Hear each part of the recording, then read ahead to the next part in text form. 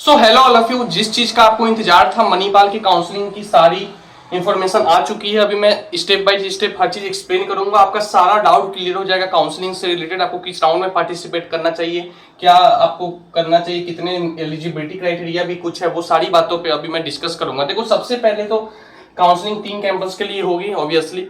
Main campus आपका और जयपुर और फिर सिक्किम कैंपस, ठीक है। लेकिन एक एलिजिबिलिटी क्राइटेरिया भी, आपके क्लास 12 में 50% मार्क्स आने चाहिए। फिजिक्स प्लस मैथ्स प्लस कोई भी एक ऑप्शनल सब्जेक्ट को मिला के आपके 50% मार्क्स आने चाहिए। अभी तो 12 का रिजल्ट आया नहीं है, तो ये तो खैर अभी किसी को पता नहीं है, लेकिन ये एलिजिबिलिटी है उनकी, ठीक है। उसके बाद तीसरी क्राइटेरिया ये भी है कि आपका फिजिक्स, मैथमेटिक्स और English as a compulsory subject होना चाहिए, क्योंकि आपको पता ही कि इंग्लिश में पढ़ाई होती है पूरी इंजीनियरिंग की, तो वो इसलिए पहले ही दे देते कि आपका कंपलसरी सब्जेक्ट 12 में होना चाहिए, ठीक है।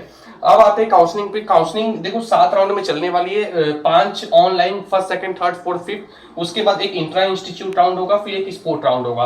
अंतर क्या है इन तीनों में? अंतर ये है कि जो 5 ऑनलाइन राउंड है ये इंडिपेंडेंट है, ठीक है। आप किसी भी राउंड में डायरेक्ट एंट्री मार सकते हो 10,000 रुपया काउंसलिंग फीस देके। जरूरी नहीं है कि आपको फर्स्ट में एंट्री मारना है। उसके बाद अगर आपने फर्स्ट में एंट्री मार दी और आपको मान लो जो आपने चॉइस फिलिंग डाला था उसमें आपको तीसरे नंबर की चॉइस मिली, ठीक है, आपको दूसरी और पहली नहीं मिल पाई, तो आपके पास वो ऑटोमेटिक, वो प्रोविजनली अलॉटेड होगा। वो ऑटोमेटिक सीट वेकेंट होने पे राउंड 2, राउंड 3, राउंड 4 के लिए जो है वो आप आगे जा सकते हो। वो ऑटोमेटिक आपका ब्रांच ऊपर चले जाएगा अगर सीट खाली होगी तो। अगर आप उसी ब्रांच के साथ संतुष्ट हो, आपको अपने चॉइस फिलिंग के ऊपर में नहीं जाना है, तो आप वहीं पे उसको लॉक करके अपनी सीट कंफर्म कर सकते हो, ठीक है।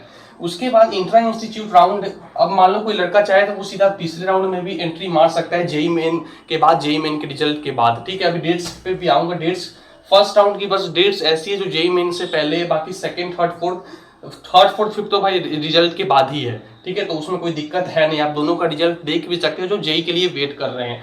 लेकिन जो जल्दी पार्टिसिपेट कर लेंगे उनको ये है कि सीट मिल जाएगी जल्दी से जल्दी, और गारंटी भी रहती है कि हाँ भाई मिल जाएगी। उसके बाद इंट्रा इंस्टीट्यूट राउंड क्या है कि इंट्रा इंस्टीट्यूट राउंड में मान लो आपको कोई ब्रांच मिल गई, ठीक है, और आपको उस ब्रांच से आप खुश नहीं हो, तो आप इंट्रा इंस्टीट्यूट राउंड में भी पार्टिसिपेट कर सकते हो, ठीक है। तो इसमें क्या होगा कि जो भी उस कॉलेज में एडमिशन लिए है वही पार्टिसिपेट करेंगे, कोई बाहर का लड़का उसमें पार्टिसिपेट नहीं कर पाएगा, तो कंपटीशन घट जाएगा। तो जो अगर 1-2 सीट किसी ब्रांच में खाली होगी, आपके आसपास रैंक होगा, तो वो आपको मिल सकती है। उसके बाद एक स्पोर्ट राउंड भी है जो 5 राउंड के अलावा सबसे लास्ट में होगा। अगर थोड़ी बहुत सीट कॉलेज में बाकी हो जाए तो वो बाहर के लड़के डायरेक्टली स्पोर्ट राउंड में पैसे दे के काउंसलिंग में पार्टिसिपेट कर सकते हैं।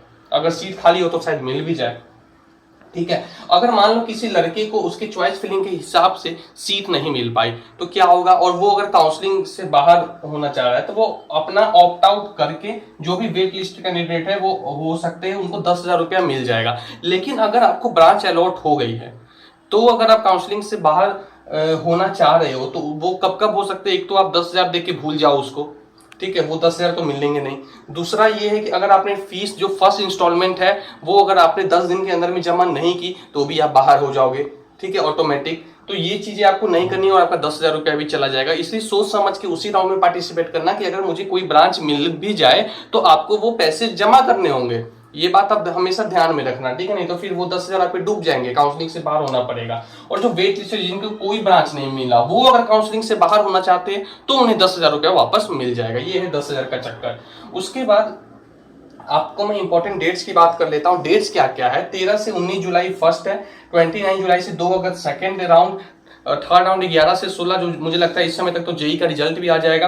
फिर 25 से 30 है फोर्थ राउंड, और फिफ्थ है 8 सितंबर से 13 सितंबर तक। तो लंबा काउंसलिंग चलेगा, ठीक है। तो आपको, आपके लिए तो अच्छा ही है कि लंबा है, लेकिन आपको अगर सीट चाहिए और रैंक अच्छी नहीं है तो आप जल्दी ही चले जाओगे तो अच्छा। अगर कंफर्म है कि नहीं मुझे मणिपाल ही जाना है तो आप जा सकते हैं, कोई जल्दी से जल्दी, उसमें कोई दिक्कत नहीं है। ये डेट्स थी। अब फीस वही है, 10,000 तो देने हैं, लेकिन जैसे ही सीट अलॉट हो जाएगा तो लगभग 10 दिन के अंदर आपको 1,65,000 रुपया भी वहां पर जमा करना पड़ेगा। ये बात भी आप याद रखना।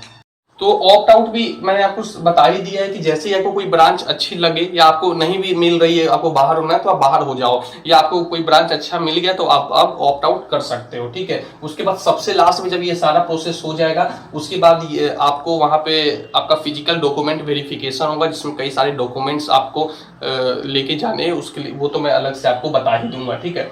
तो ये मैंने सारी इंफॉर्मेशन लगभग दे दी है। वैसे अगर फिर भी कोई डाउट आपके मन में रहा हो, कुछ पूछना हो कि कैसे चॉइस फिलिंग करें, क्या करें, तो आप इंस्टाग्राम पे आके मी अमित केयर सिंह को मैसेज करो, ठीक है। तुरंत रिप्लाई नहीं दूंगा, लेकिन देर सवेर रिप्लाई, काउंसलिंग से पहले रिप्लाई दे दूंगा, आपको तो यही चाहिए ना, ठीक है ना। और चैनल को तो यार सब्सक्राइब कर लेना, वीडियो को लाइक करो। So thank you and all the very best.